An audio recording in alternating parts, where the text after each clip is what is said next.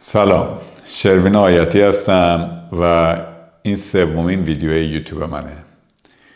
با توجه به اینکه یه تعداد ویو هم داشتم فکر کنم باید بگم خوش اومدید به سومین ویدیوی من، چون الان دیگه خودم تنها نیستم. حالا یه ارزیابی داشته باشیم. 2 ویدیوی قبلی رو من 4 روز پیش ویدیوها رو شروع کردم آپلود کردن و اگه مشخص باشه اینجا ویدیو اول من که اون پایینم ذکر شده اولین ویدیو 14 تا ویو داره الان. ویدیو دوم من 1 دونه ویو که اون 1 دونه هم خودم بودم. حالا اشتباهی من با اون یکی اکانت هم چک کردم و دکمه پلی زده شد و 1 دونه ویو افتاد. حواسم نبود، وگرنه در واقع نباید ویو میزدم. میخواستم واقعی ببینم مثلا بقیه بازخوردی داره یا نه. در واقع الان ویدیو 2 من 0 ویو داره و اولی 14 ویو. اگه اونم اشتباها خودم 1 دونه نزده باشم، فرض میکنیم حالا 14 ویو. خب این اتفاق ارزیابی ویدیوها تا الان. از نظر فنی من ویدیو دومم واقعا از نظر نور مشکل داشت. خب این تجربه عکاسی که تو ذهن منه، من از نور پنجره خواستم به عنوان یه نور طبیعی استفاده کنم به اضافه یه نور اصلی که اینجا داشتم. اینه که پرده رو بالا زدم و خلاصه کیپش نکردم، نور بیرون بیاد تو طول روزم داشتم ویدیو میگرفتم. خب توی عکس شما یک شات رو کپچر میکنی تموم میشه میره دیگه، یا منم بیشتر با فلش کار کردم. این ولی ویدیو بود دیگه. ویدیو که هست هوا ابری میشه، آفتابی میشه. من رو اون هوایی که اول کار بود تنظیم کردم ایزومو، بعد هی نور بیشتر شد کمتر شد بیشتر شد دیگه، هوا آفتابی ابری شد و از فنی ویدیو خیلی نورش افتضاحه. اون لحظه فکرم رسید که مثلا اینو آپلود نکنم، 1 دونه دیگه بگیرم و دوباره همون که آقا با این مشکل فنی داره بقیه چی میگن. بعد یادم اومد که یه اسکرین شات داشتم 0 ویو. گفتم کدوم بقیه؟ بابا این آزمایشیه، من میخوام ایرادای خودمو بفهمم، باگای کارمو بفهمم و خودم رو متقاعد کردم که هیچ چیزی رو دست نزدم، نه ادیت نه هیچ اتفاقی نباید تو ویدیو میافتاد. همونجوری رفت تو برنامه فیلمورا کوالیتی و تنظیم شد از نظر اینکه حجمش خیلی بالا نباشه و روی یوتیوب پابلیش شد. همین که 0 ویو هم خورده دیگه. حالا به نظر فنی هم کلا مشکل داشته. این ویدیو رو تصمیم گرفتم که توی نور شب بگیرم و خب هیچ نوری به جز این 1 دونه تک نور اصلی ندارم الان و حالا ببینم حالت سایه روشن و تست دیگه ببینم چجوری میشه. صندلی رو عوض کردم. اون صندلی قبلی تکون که میخوردم صدا میداد.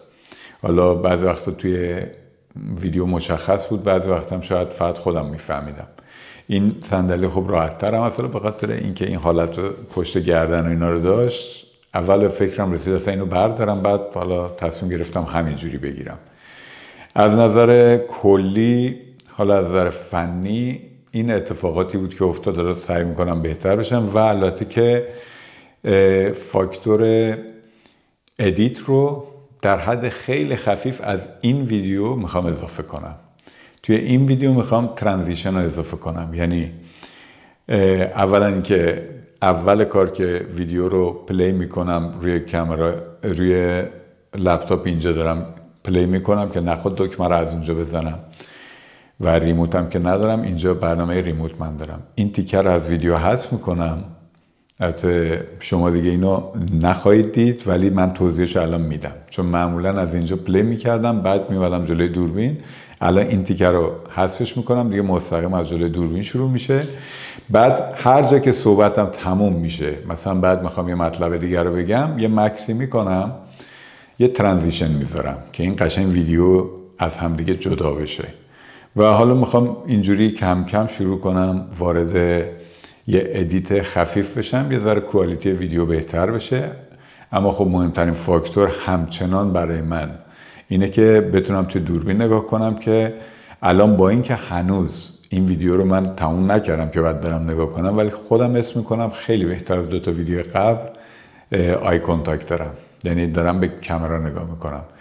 ویدیوهای قبلی که واقعا همش چش و چال اینجوری بود، الان داره بهتر میشه. خب این مطلب الان تموم شد. الان یه مکس میکنم و اینجا رو بعدن یه ترانزیکشن میذارم و میرم قسمت بعدی. خب منظورم از ترانزیشن این بود که یه ذره ویدیو یا حالتی باشه که اینقدر پشت سرم نان استاپ من صحبت نکنم، ولی این به این معنا نیست که من چیزی رو کات کنم. یعنی هر اشتباهی بکنم همینجوری میره یوتیوب، امکان نداره دستش بزنم، چون من ترجیح میدم همچنان باگای خودم رو متوجه بشم و بدون فیلتر و بدون بزک دوزک این ویدیو بیاد توی یوتیوب. فقط این کوچولو این ترانزیشن از این ویدیو اضافه خواهد شد. خب موضوع بعدی از نظر منتاله. حالا مسائل فنی رو توضیح دادم، اون چیزی که به نظرم می اومد. حالا میخوام یه توضیح کوتاه بدم ببینم از نظر مثلا ذهنی شرایط توی این دوتا ویدیو قبلی چجوری بوده.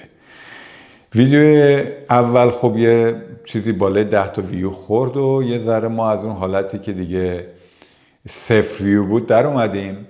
اما ویدیو دوم با اینکه الان 2 روزم گذشته ازش همچنان 0 ویو، گفتم اون یک دونه ویو خودم بودم، یعنی در واقع هیچ کس حتی اشتباهی هم دستش روی پلی نرفته که این ویدیو پلی بشه.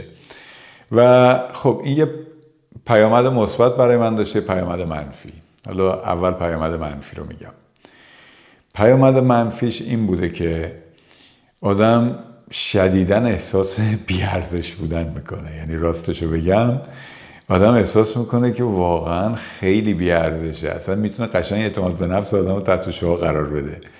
خب من وقتی بررسی میکنم تو زندگی شخصی آدم موفقی هم، بالاخره خونه، زندگی، تحصیلات، بدون هیچ کمک خاصی همه اینا رو خودم ساختم تو زندگیم. و من تو محیط کاریم یه فیزیوتراپی هم که کلی تعریف از مریضان میشنوم، کلی کامنت مثبت، تشکر، خب حالا آدم رو خوب میکنه. توی زندگی شخصیم یه کسی هستم، توی سوشال مدیا هیچی نیستم. یعنی الان باعث میشه اصلا به خودم تردید کنم، به تمام موفقیت قبلیم هم تردید کنم. میگم اگه اعتماد به نفسم کافی نبود این مسئله میتونست خیلی روم تاثیر منفی بذاره. حالا خوشبختانه من به خاطر تجربیات زیادی که دارم میدونم که مشکل خاصی ندارم و این یه چیزیه که حالا تو سوشال مدیا اینجوری هستم. اما این احساس به آدم دست نمیده که مثلا ویدیوم خوب نبود. احساسی که من دارم اینه که خودم خوب نیستم، خودم کافی نیستم، احساس عدم کافی بودن، عدم خوب بودن. قبلا میگفتم پرفکت نبودن، الان میگم اصلا کافی نبودن و این حالت ایجاد میشه متاسفانه. دروغ نمیتونم بگم.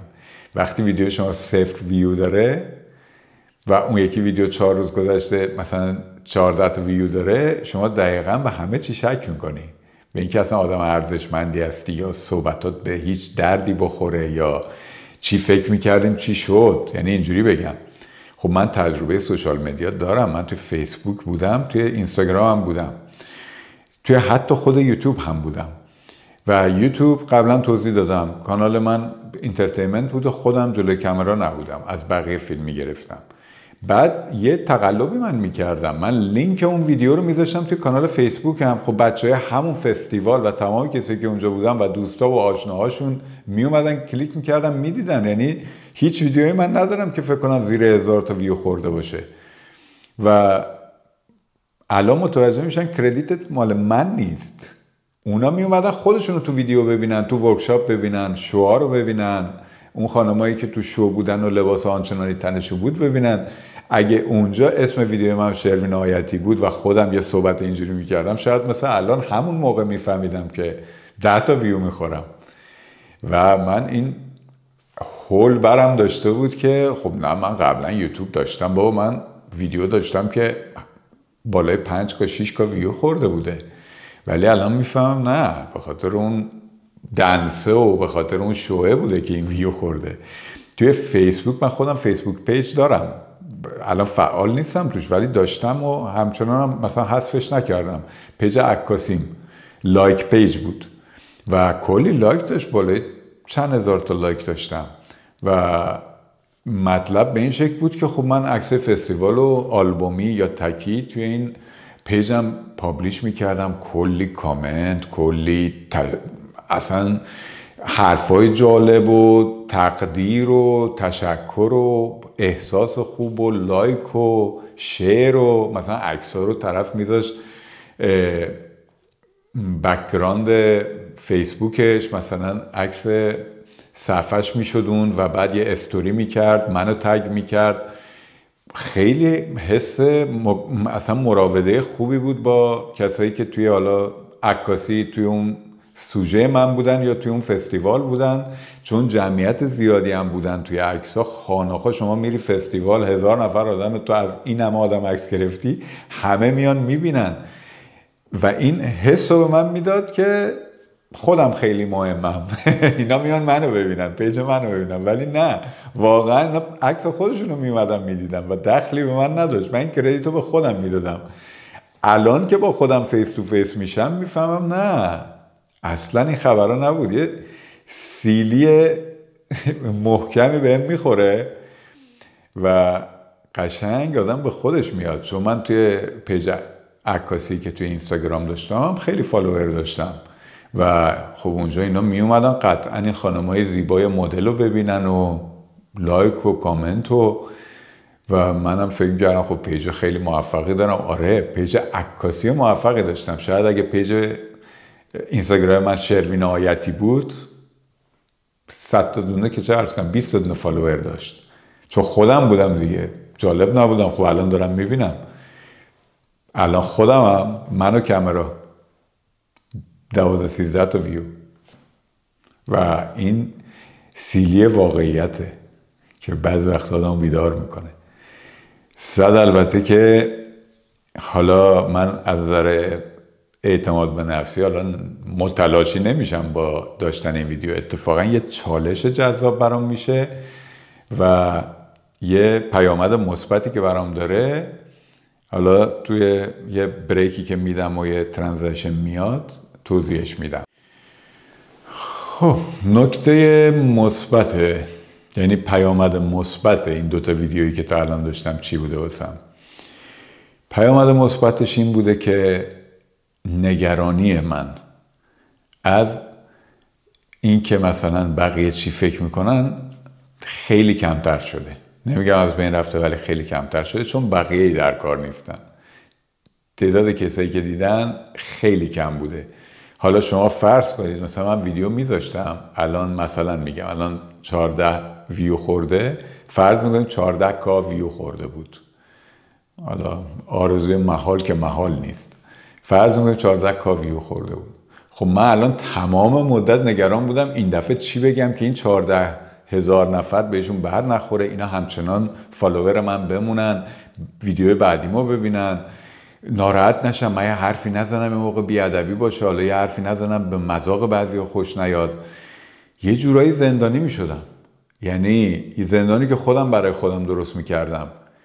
قشنگ قل و زنجیر می بستم به دست و بال خودم. بعد حرفی می زدم که به هیچکی بر نخوره، همه خوششون بیاد. شاید یه حرفایی بزنم مثلا ببینم باد از کدوم ور میاد. الان بس انتخابات، مثلا منم بیام در مورد انتخابات نظر بدم، ببینم همه طرفدار کیان، منم همونو بگم، در حالی که من شاید هیچ شناختی نداشته باشم، اصلا هیچی ندارم از این موضوع.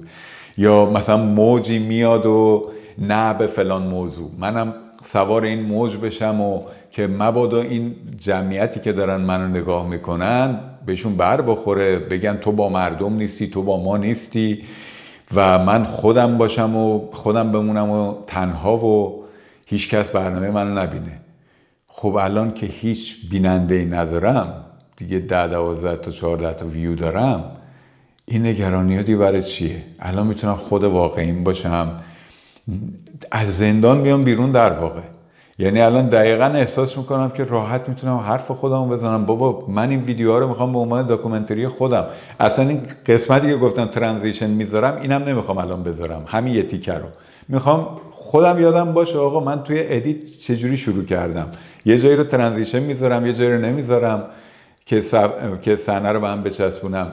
کلماتم هر چند تا اشتباه بگم دست بهش نمیزنم، همینجوری میره توی یوتیوب و خود واقعیمو میخوام ببینم، نگران نباشم که مثلا بقیه چی فکر میکنن.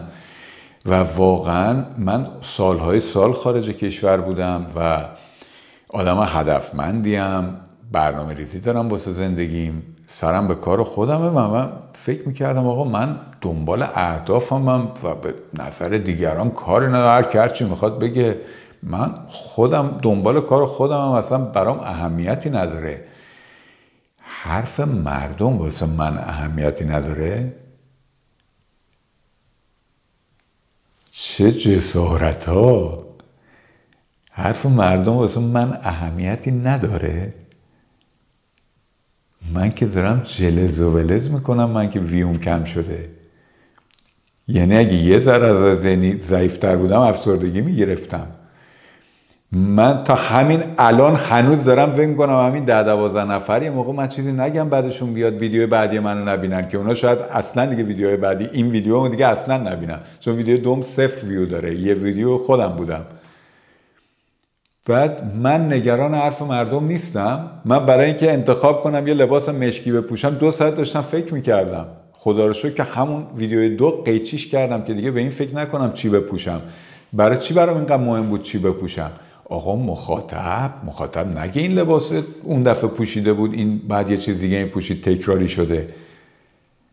ما فکر میکنیم اسم این احترام به مخاطبه. نه، این اسمش ضعفه، این اسمش نظر دیگران برات مهم بودنه. نظر همه برات مهمه، سعی میکنی همه رو راضی کنی و آخر سر اون کسی که ناراضیه خودتی. الان این اتفاق برای من افتاد. الان یه ذره وقتی فکر میکنم اینا خیلی جای دیگه من حرفمو نزدم یا کاری که میخواستم انجام ندادم که مثلا فرض میکنیم مریضم بهش بر نخوره. یه موقعی واقعا خسته بودم یا یه تایمی بوده اون روز نمیخواستم مثلا تا فلان ساعت کار کنم، اما به خاطر اینکه یه مریضی مثلا از من خواهش کرده که مشکل خاصی هم نداشته من موندم. ولی این میشه مثلا نظر خودمو بی اهمیت جلوه دادم، برای نظر اون بیشتر اهمیت قائل شدم و این به ضررم تموم شده. خسته بودم، یه کار مهمی داشتم. من الان چند روز، حالا اینو تو قسمتی میگم بعدش میگم، در مورد زمان پیدا کردم واسه ساخت ویدیو. یکی از مشکلات من همینه که مثلا خیلی مریضم، مثلا دقیقه آخر زنگ میزنه خارج از برنامه میگه میشه امروز بیام. خب الان اینجا من فکر میکنم آقا اگه بگم نه شاید این ناراحت بشه، در حالی که من اینقدر مریض دارم که در واقع اگه یه تعدادشون ناراحت بشن برن برای من بهتر میشه، چون من واقعا وقتشون ندارم. ولی نمیدونم، من پیش خودم فکر میکنم خیلی احساس مسئولیت میکنم، ولی فکر نمیکنم اینطور باشه. من میترسم اون ناراحت بشه و الان دارم این چیزا رو میفهمم. واسه همین این ویدیوها خیلی داره چیزای مهمتری رو به من یاد میده که شاید اصلا فکرشو نمیکردم. یعنی خودمو داره خیلی قشنگ با خودم روبرو میشه. الان این لنز دوربین نیست، این دقیقاً آینه است. اما جدای از این حرفا دارم روش کار میکنم که الان این مهم بودن نظر بقیه، ما که نخواستیم بقیه بی احترامی کنیم که، ولی خب نظر همه مهمه، نظر خودم باید مهم باشه دیگه.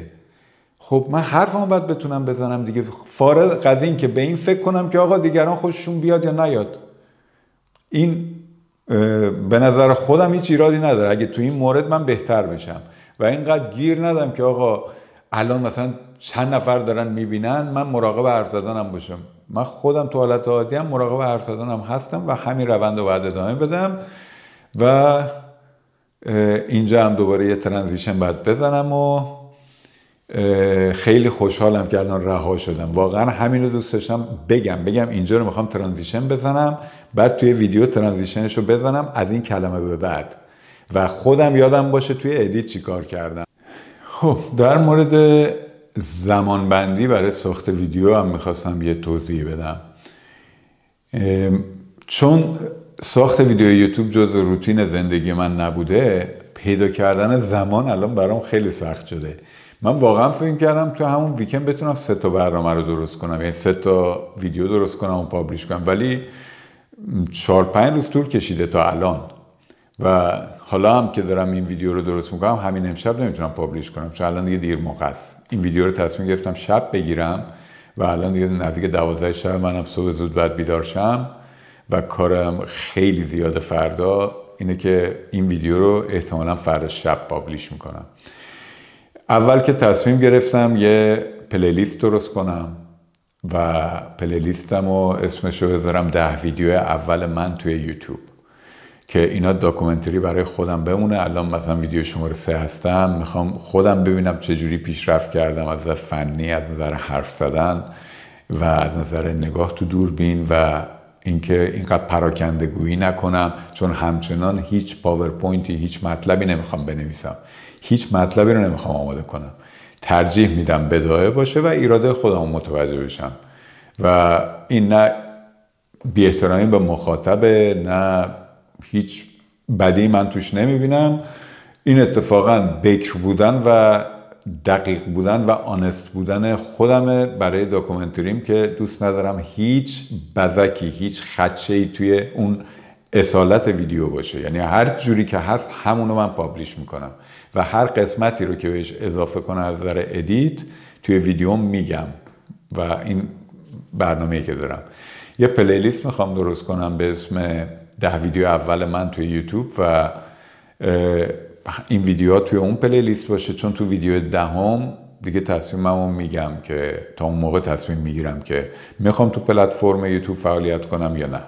تا اون موقع به این نتیجه میرسم که من زمانشو دارم، من تحملشو از ذهنی دارم که هیچ ویوی نگیرم ولی بمونم تو این پلتفرم، مثلا حوصله‌ام میاد. چون اگه بخوام بمونم ترجیح میدم انرژی حفظ بشه. من ذوق و شوقی که ویدیو اول داشتم و لازم نیست همیشه داشته باشم، ولی دیگه پنچر هم نباید بشم. من مسئول انرژی هم که میارم جلوی دوربین، چه بقیه ببینن چه خودم ببینم. مهم نیست اوضاع اولم چجوری باشه، جلوی دوربین من باید با انرژی بشینم و این کاریه که تصمیم دارم اگه توی این پلتفرم موندم همیشه با همین حالت انجام بدم. یعنی نذارم انرژیم خیلی افت کنه، نه اینکه خیلی شنگول و منگول باشم که بعد ویوش کم بشه، آدم حس کنه برجکاش خورد شده.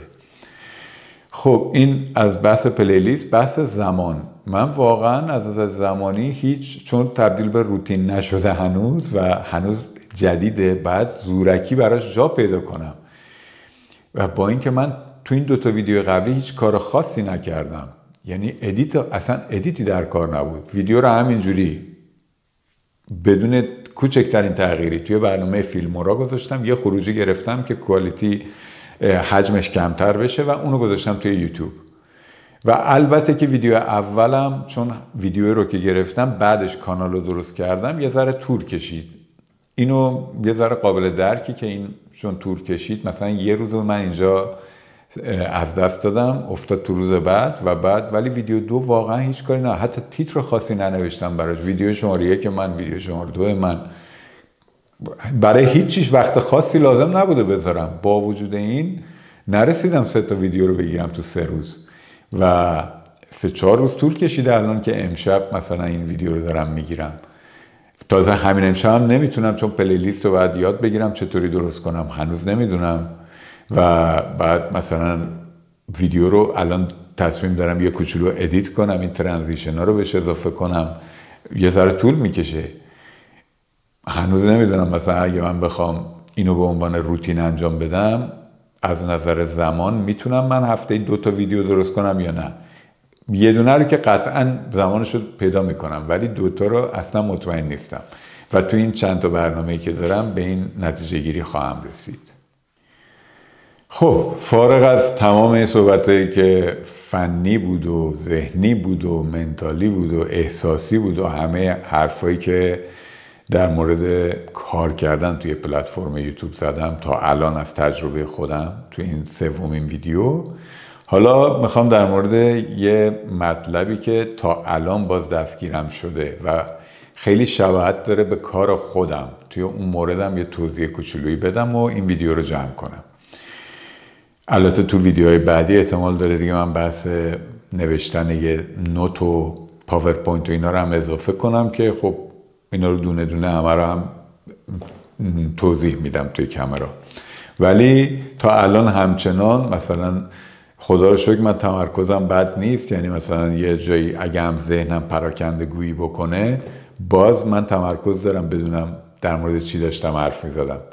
ولی اگه هم اتفاق بیفته هیچ کاتی هیچ ادیتی در کار نخواهد بود، میگم یادم رفته و همونجوری هم پابلیشش میکنم. خوشبختانه الان یادم هست. در مورد شباهت‌های پلتفرم یوتیوب به این شکل کار کردم با کار خودم. یه شباهت عجیبی که من میبینم بین کار توی یوتیوب و کار فیزیوتراپی، البته کار توی یوتیوب به این شکل، بشینی جلوی دوربین صحبت کنی، این پرکتیکال بودن کاره. یعنی شما تا 1 سال بری کار تحقیقاتی بکنی، یوتیوب چیه، چطوری کار میکنه، الگوریتمش چجوریه، تنظیماتش چیه، تا نیایی بشینی زل بزنی به این کامرا، هیچ اتفاقی نخواهد افتاد. چون تو کار فیزیوتراپی هم همینه. شاید کارهای دیگه مربوط به پزشکی اینقدر بحث پرکتیکالش مهم نباشه، مگر تو لولایی که دیگه مثلا جراحی میکنن، وگرنه پزشکای عمومی و خیلی از پزشکا قدرت تشخیصشون باید بالا باشه و تئوریشون باید خیلی بالا باشه، چه میدونم بتونن علائم رو از بیمار بگیرن و نتایج آزمایش رو ببینن و بیماری رو تشخیص بدن و بعد نسخه بپیچن. ولی تو کار ما قسمت تئوری خیلی درصدش ضعیفتر از قسمت پرکتیکه. یعنی تو خداوند تئوری باش، بالاترین نمره دانشگاه تو گرفته باشی، هر کی تو هر لولی میخوای باش، ماجیک هند باید داشته باشی. تو باید بتونی با دستات اصلا رفع اسپاسم کنی، کرک کنی، ماساژ بدی، ماساژ عمیق بدی، ماساژ سطحی بدی و با دستگاه کار کنی. درای نیدلینگ ما داریم، ما خیلی کارا داریم که با دستگاه باید انجام بشه با وسیله‌های اضافی، ولی کار دسته. یعنی اینکه چقدر فشار وارد کنی به خود تو و تجربت و کار دستت مربوطه. و عین همینو من توی یوتیوب دارم میبینم. یعنی اگه ما تو کار فیزیوتراپی شما فرض کن تئوریت بالاترین باشه، رشته‌ای که توی مرحله فوق لیسانسه، بعد از لیسانس فیزیوتراپی فوق لیسانسی که تئوریش یه ذره بالاتر از بقیه است، مثلا رشته به اسم سیریاکس تراپی که خیلی به شما آموزش میدن که قدرت تشخیصت بالاتر میره. یعنی من یکی از همکارام هست، اصلا تستایی که از مریض میگیره و سوالات ذهنی که میپرسه، سوالات سایکوسوماتیکی که میپرسه خیلی از ماها بیشتره. ما با معاینات فنی بیشتر میفهمیم. مثلا ما توی زاویه‌های مختلفی فشار بدن وارد میکنیم، یه سری عضله اسکیپ میشه، یه سری عضله میمونه، من میفهمم اینجا مشکل اصلی اینجاست. ولی اون خیلی سوال میپرسه و خیلی مسائل روحی روانی رو ملاک قرار میدم. بعد برای تشخیص چندین علامت بیشتر از ماها دارن، چون 3 سال رفتن یک مستر خوندن که اصلا در این مورده. بجز این یه رشته که من میدونم، بقیه رشته فیزیوتراپی تقریبا از لیسانس به بالا دیگه خیلی بیشتر کار عملی زیاد میشه، مثل اسپورت فیزیو، مثل منوال تراپی. این رشته‌ای بوده که من دنبال کردم که مثلا الان خیلی از کارا رو راحت با دست انجام میدم و کوالیتی خوبی میتونم به مریض بدم، چون این رشته همش کار عملیه. یعنی شما درسته حالا تز باید بنویسی، کار پروژه باید تکمیل کنی، ولی اول آخر شما باید امتحانه عملی خیلی محکمی رو رد کنی با اون اساتیدی که تو حین کارم کلی سوال ازت میکنن که اصلا دوچار استرس میکنن آدمو. من الان دقیقاً این ارتباط رو با کار یوتیوب میبینم. هر چقدر من مثلا تحقیق میخواستم بکنم در مورد یوتیوب، بفهمم هر کاری میخواستم بکنم، تو این 2 ویدیویی که تا الان اومد این تجربه رو نمیتونستم پیدا کنم. یعنی اگه با کسایی که خودشون صاحب یوتیوبن در مورد الگوریتمش میخواستم صحبت کنم و در مورد کامرا و اینا، به این 2 ویدیویی که تا الان ساختم نمیرسید. و این سومیش اینجوری که اسکیلز من، توانایی من توی نگاه به دوربین، توی توپق نزدن، توی فلبدای حرف زدن، مطلبی رو یادم نره، اینا همش احتیاج به تمرین عملی داشت. اینا اصلا با تئوری درست نمیشد. یعنی هر چقدر، حالا من قطعا قبول دارم که تنظیمات یوتیوب آدم باید بلد باشه، یاد بگیره، وریفیکیشن کردن، نمیدونم مانیتایز کردن، کد دوم و خیلی چیزایی که لازمه. همین الان من خودم میرم کلی تحقیق میکنم که چطوری پلیلیست درست کنم و این چیزها رو خب باید شما بلد باشی. در مورد کپی رایت باید خیلی مطالب بدونی که یه موقع الان من که فعلا هیچ آهنگی چیزی نمیخوام استفاده کنم، ولی بی خود و بی جهتی استراک نخوره آدم. اما همه اونا بعد از این کاری که من الان دارم میکنم، یعنی بشینی جلوی دوربین، این کامرا رو روشن کنی، جرأت داشته باشی تو دوربین نگاه کنی، حرف بزنی، خودتو ببینی و همونو، حالا من نمیگم همه بیان این کارو بکنن همون جوری پابلیش کن، یه ادیتش هم بکن، ولی خودتو ببینی، قشنگ خود واقعی تو ببینی. برای من اولین بار بوده و الان خیلی خوشحالم که از اینقدر شیفت کردن چشم به چپ و راست کمتر شده و امروز به نظر خودم این ویدیو از حرف زدن من خیلی بهتر بودم تا اون دوتای قبلی و این برام مهمه. این چالش رو من خیلی دوست دارم و همین یوتیوب و همین ویدیوهایی که به ظاهر هیچ طرفدار و هیچ خواهانی نداره و هیچ کی نمیبینه، بزرگترین تجربه رو داره به خودم میده و بزرگترین اینفو، اطلاعات رو در مورد خودم داره بهم میده و همین یه موردش میارزید واسه من که این پلتفرم امتحان کنم، خودم رو تجربه کنم. از این بابت خوشحالم. من با تجربه ویوهایی که دارم میبینم هیچ انتظاری ندارم که این ویدیو دیده بشه اصلا، ولی تو برنامه بعدی توی ویدیو شماره 4 قطعا یه ارزیابی میکنیم، یه بررسی میکنم. نمیدونم شماره 4 کی بشه، گفتم هنوز از نظر زمان تایم خاصی رو نتونستم. ویکند که قطعا میشه، ولی نمیدونم مثلا پس فردا روز جمعه است برسم این کار رو انجام بدم، بیفته برای شنبه. حالا این چیزی که خودم هنوز نمیدونم، میرسم بهش. خب این ویدیو رو همینجا جمع میکنم و حالا فکر میکنم بعد اینو دیگه اضافه کنم تا ویدیو بعدی همه شما عزیزان رو به خدای بزرگ میذارم این مجری‌ها. با توجه به این که میدونم هیچکی این ویدیو رو نگاه نکرده، ولی خب میگم در هر صورت هم اول ویدیو فکر کنم بهتر باشه بگم خوش اومدیم به ویدیو مثلا شماره 3 من، شماره 4 من، و هم آخرش با همه خداحافظی کنم و با اون کسی که دیدم ازش تشکر کنم. تشکر میکنم از دوستانی که این ویدیو رو دیدن تا به اینجا و با همه خداحافظی میکنم تا ویدیو بعدی.